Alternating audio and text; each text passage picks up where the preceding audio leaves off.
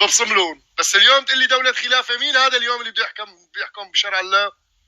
بالاول اجمع لي علماء الدين اول شيء، خليهم يتفقوا شو هو شرع الله، بعدين تعال لعندي قل لي هذا هو، اتفقنا على هيك.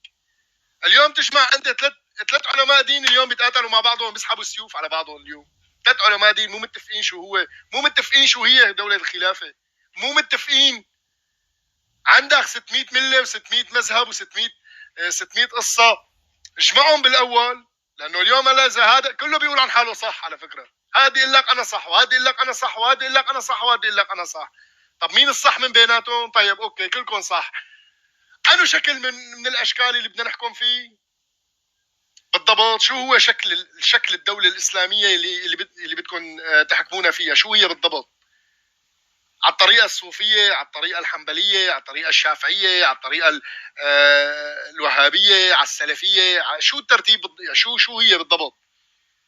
اجتمعوا مع بعض أخي، أنا زلمة مالي رجل دين، اجتمعوا مع بعض بالأول جماعة الدولة الإسلامية، وبعدين اطلعوا قولوا لنا إنه الحكم الإسلامي 1 2 3 4 على منهاج النبوة بهي الطريقة، تأجمع عليه الأمة كلها، علماء الأمة كلهم. يعني اجمعوا لي 50 توقيع بس، 50 توقيع بس من علماء، 50 عالم يوقع عليه انه هذا هو الشكل تبع الدولة الإسلامية.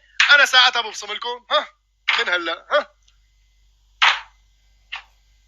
فورا ببصم لكم. مو متفقين اليوم على شكل الدولة الإسلامية، مو متفقين على شكل الإسلام بالأول شو هو، بس انه يلا بدنا خلافة. ايه طيب خلافة، شلون الخلافة بدنا اياها؟ شو على انه مذهب، على انه مذهب الخلافة؟ النقاب فيها حلال ولا حرام ولا فرض ولا سنة؟ نحن بدنا نفرض النقاب ولا ما بدنا نفرض؟ نحن من جماعة اللي بيرتد بدنا نقتله ولا بننصحه؟ بدكم تفهمونا شو هو بالأول، بعدين بس نفهم شو هو شكل الدولة الإسلامية. تعالوا اعرضوه، قولوا انه هذا هو شكل الدولة الإسلامية على منهاج النبوة.